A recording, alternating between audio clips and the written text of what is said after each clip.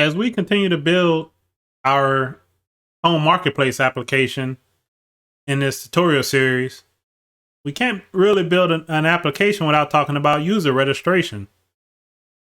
Pretty much every major application online, whether it's web app or mobile app, has some form of user registration. And fortunately for us, with Bubble has a built-in user registration, and user authentication flow for us. So as you can see, what came built pre-made with this application was in the header, you have the sign up and login button. Now this came made. I didn't build this. This is a template that comes pre-made. And also, as I mentioned in the first video of this tutorial, was in our database, you see all users.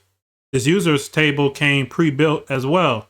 And every application has a users table with an email, creation date, and more.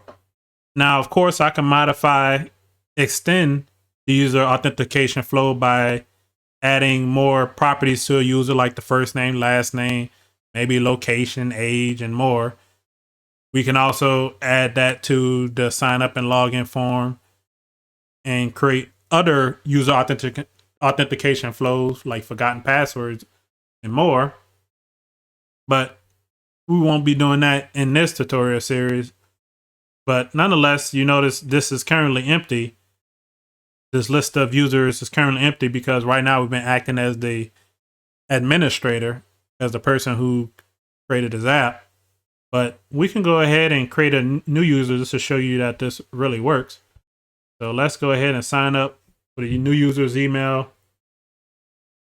Let's call it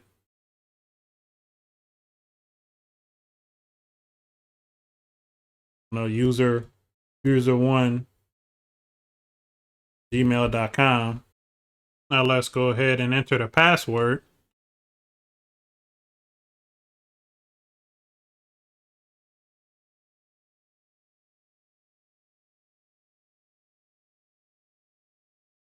Click sign up.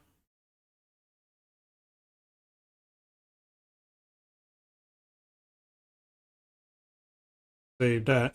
Now you see the logout button is there. And we see the users here. Let's go ahead and refresh.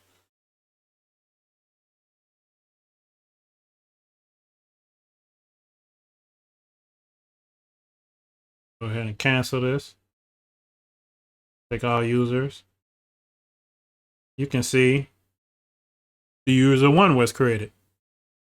Now we can run the site as this user as though we're logged in, which we currently are technically. So let's go ahead and view our dashboard. Right now we can see all the properties, even though these are not our properties. So we should go ahead and fix that. Fresh. We should go ahead and fix this. So these are the admin's properties, not user 1 properties. So this is one thing with user registration we should do.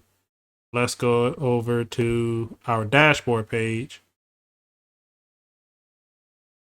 And with our dashboard, we want to filter this list. So we want to search for homes. And we want to add the constraint where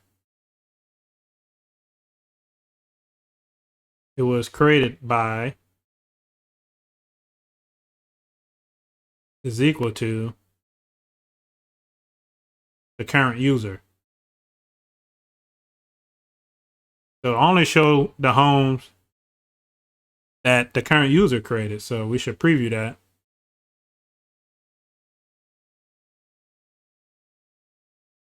So let's go ahead and run this site as user 1.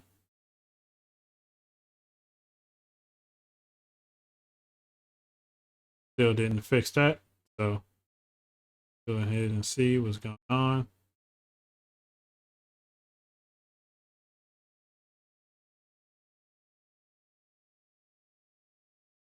All of these homes were The created by field was automatically set.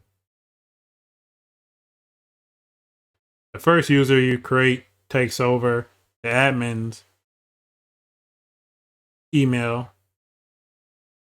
So let's go ahead and create another user. Let's log out. Sign up again.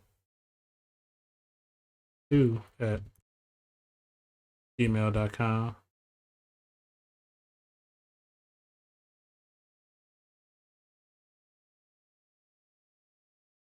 Yep. Go ahead and refresh. Now you see users 2 doesn't have any homes. We can log out, sign in again. Let's log in.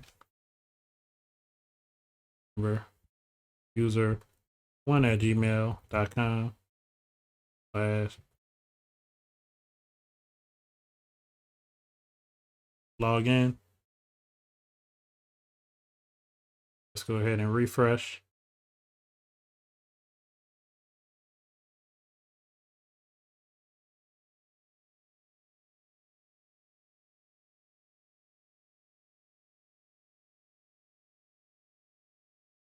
Refresh, view our users.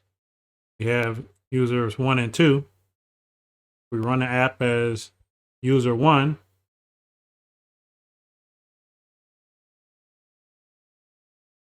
We notice the properties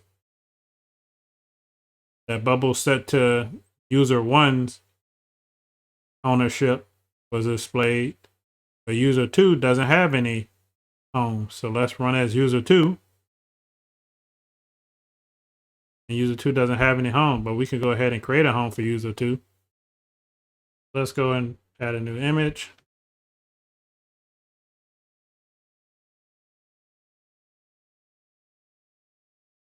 Create this home for user 2. Go to dashboard. The user 2 home only appears as user 2. And we run the app as user 1.